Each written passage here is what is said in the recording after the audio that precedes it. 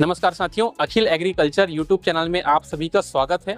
आज इस वीडियो के माध्यम से हम आपको जीवामृत, बीजामृत, ब्रह्मास्त्र जितने भी कंपोनेंट आपका ऑर्गेनिक फार्मिंग में यूज होता है वो सब के बारे में बताएंगे। और ख़ास बात ये है कि इसके बारे में जो जानकारी है, इंदिरा गांधी कृषि विश्वविद्यालय में पढ़ने वाले प्रथम वर्ष के छात्र ये आपको जानकारी देंगे। वीडियो अगर आपको अच्छा लगे वीडियो को लाइक करिए, हमारे चैनल को सब्सक्राइब करना बिल्कुल ना भूलें। चलिए सबसे पहले इनसे परिचय करते हैं कि इनका नाम क्या है। क्या नाम है आपका? मेरा नाम अनुराग जायसवाल है और मैं यहाँ ऑर्गेनिक फार्मिंग के बारे में बताऊंगा। आपका नाम क्या है? मेरा नाम राहुल चंद्राकर है। मैं बीएससी फर्स्ट ईयर से हूँ एंड ये हमारे ऑर्गेनिक फील्ड का लेआउट है एंड ये हमारे प्रोडक्ट्स हैं। आपका मेरा नाम युवराज मिश्रा है और मैं प्रथम वर्ष बीएससी का छात्र हूँ। मेरा नाम सौरभ सिंह है, मैं बीएससी प्रथम ईयर का छात्र हूँ। I am Akki Jansi from MSc final year. तो यहाँ पे फर्स्ट ईयर के साथ साथ एमएससी की भी स्टूडेंट्स हैं, वो आपको और अच्छे से इन्फॉर्मेशन देंगे। मेरा नाम राहुल चंद्राकर है। यहाँ पे हम ऑर्गेनिक फील्ड का स्टॉल लगाए हुए हैं। ऑर्गेनिक फील्ड आजकल बहुत ज़रूरी है क्योंकि आजकल आप देखे जाए तो बहुत सारे केमिकल्स यूज़ होते जा रहे हैं, जिससे हमारी बॉडीज़ में बहुत सारी बीमारीज हो रही है, डायबिटीज़ हो रही है, शुगर्स हो रहे हैं, कैंसर्स हो रहे हैं।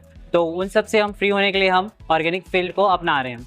ऑर्गेनिक फील्ड में बेसिकली हम किसी भी टाइप का केमिकल्स यूज़ नहीं करते, या यूरिया, डीएपी ये सब। तो आजकल हम किसान को अपने मोटिवेट करना चाहते हैं कि आप ऑर्गेनिक फील्ड अपनाइए। आप कैसे अपना सकते हैं, इसके हमारे कुछ प्रोडक्ट्स हैं, जैसे कि जीवामृत हो गया, धन जीवामृत हो गया। ये सब हम यूज़ करते हैं बेसिकली हमारे मिट्टी को उपजाऊ बनाने के लिए। इन सब को हम उपजाऊ बनाएं तो फिर हमारी प्रोडक्टिविटी अच्छी होगी और कम बीमारियां लगेगी। और जैसे कि आपके खेत में किसी भी टाइप का बीमारी लग गया तो हम नीमास्त्र, अग्निअस्त्र ये सब चीज़ें यूज़ करते हैं। नीमास्त्र हम बनाने के लिए नीम के पत्ते, नीमोली जो नीम का फल होता है, और काऊ यूरिन और गाय का गोबर और गुड़ ये सब यूज़ करते हैं। और जो आपका नीमास्त्र है वो 3 से 8 महीना पुराना होना चाहिए। उसके बाद आप उसको 250 लीटर आप 1 हेक्टेयर में यूज़ कर सकते हैं। नमस्कार साथियों, मैं अनुराग जायसवाल बीएससी प्रथम वर्ष का छात्र हूँ। जैसा कि आप देख सकते हैं, ये हमारा ऑर्गेनिक फील्ड का स्टॉल लगा हुआ है और यहाँ हम आज ऑर्गेनिक फार्म के बारे में बताएंगे।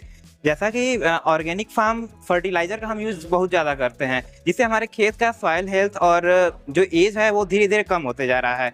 और इस वजह से हम ऑर्गेनिक फार्म का ऑर्गेनिक फील्ड में यूज करते हैं, जिससे कि हमारा सॉइल का हेल्थ और सॉइल का जो एज है उसको हम बढ़ा सकते हैं। और जितने भी फर्टिलाइजर से पेशेंट बढ़ते जा रहे हैं फर्टिलाइजर का यूज करके, उस चीज़ को हम कम कर सकते हैं। और इसी के में हम आगे यूज किए हैं, जैसे कि हम बीजामृत बनाए हैं, अग्निअस्त्र बनाए हैं, ब्रह्मास्त्र बनाए हैं। और इस कंपोनेंट मतलब जो ये सब सारे कंपोनेंट्स हैं, इनका यूज करके हम बना सकते हैं। धन्यवाद। सभी को नमस्ते, मेरा नाम सौरभ सिंह है, मैं बीएससी फर्स्ट ईयर का छात्र हूँ और आज मैं आपको बताऊंगा कि जीवामृत कैसे बनाया जाता है। जीवामृत के लिए फर्स्ट हम लोग लेते हैं 10 kg हम लोग काऊ डंक लेते हैं, फिर 2 kg हम लोग क्या बेसन हो गया, 100 ग्राम फर्टाइल सॉइल हो गया और 10 लीटर्स काऊ यूरिन हो गया। उसको हम लोग साथ में मिला के 7 डेज के लिए रखते हैं। फिर 7 डेज के बाद रिजल्ट चेक करते हैं कि वो बना है कि नहीं। फिर उसके बाद हम लोग फील्ड में उसको इम्प्लीमेंट करते हैं। So a very good afternoon to everyone. I am Jansi Ravni from MSc final year from the Department of Agronomy. Now I am going to explain how to prepare vermicompost. So mainly vermicompost is used with the earthworms, by raising the earthworms.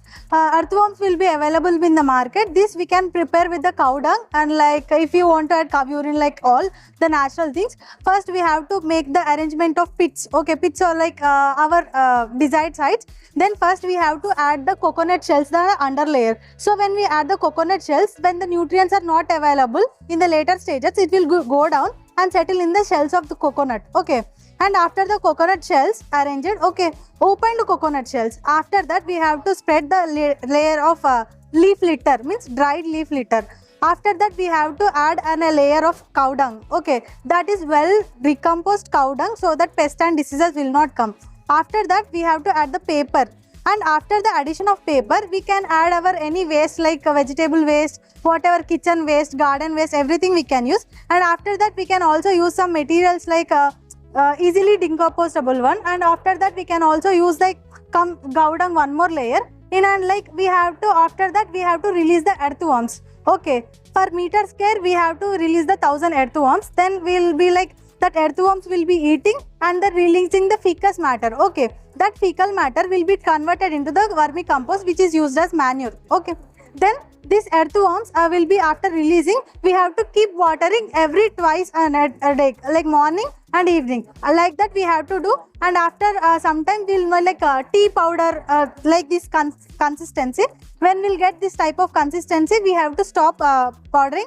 Then we have to take it and we have to like keep it under the shadow. Dry karna chahiye. Okay, and after that we have to take filtering, and then we'll whatever the product is there, we will be supplying to the farmers. That is like according to their, and it will be supplying nitrogen, phosphorus, potassium in 3:1 ratios. Okay, this is how the vermicompost is, and it is eco-friendly. No pollution will be there, and like easily affordable for the farmers who cannot buy like most fertilizers, which are mostly like more high cost, and this is like will save the fertility of the soil.